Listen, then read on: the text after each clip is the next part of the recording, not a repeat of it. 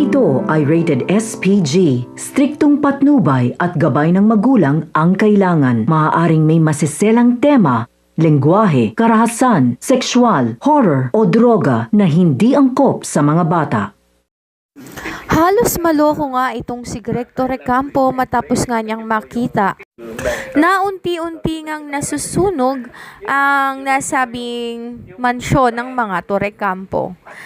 Sa kauna-unahang pagkakataon ay nakita ng lahat kung paano umiyak itong si Greg Torrecampo. Ngunit bago pa man mangyari iyon ay sinabi na nga niya kay Regina na ibabalik nga niya ang kontrol sa kanilang pamilya, na siya ang magdedesisyon sa lahat at lahat ng mga gagawin o ikikilos ng kanyang mga anak ay manggagaling sa kanya. Nagalit itong si Regina at sinabi niya na may kalayaan ang kanyang mga anak na gawin ang kanilang gusto. Kaya't hindi niya mapaghihintulutan ang planong ito nitong si Greg.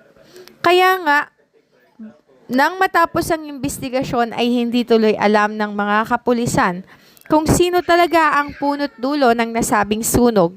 Pwede kasing si Edward dahil galit nga siya kay Greg Torrecampo at sa kanyang asawa dahil sa mga pangyayaring ito.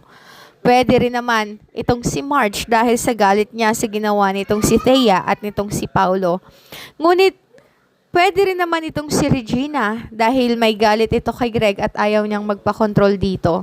Subalit ang hindi nila alam na ang tunay na salarin ay walang iba kundi ang katulong na matagal nang naninilbihan sa kanila. Sa dami ng kasalanan nitong si Greg Torrecampo sa kanya, ay ito lang ang pagkakataon at naiisip niyang solusyon upang makapaghiganti sa lahat ng mga kasalanan ginawa sa kanya ng pamilyang Torrecampo. Noong mga oras na yon na nag-iimbestiga ang mga pulis ay masaya nga itong si Edward dahil hindi na niya kailangan pang dumihan ng kanyang kamay dahil meron na mismong gumawa ng bagay na makapaghiganti sa mga Torrecampo kahit hindi niya ipag-utos.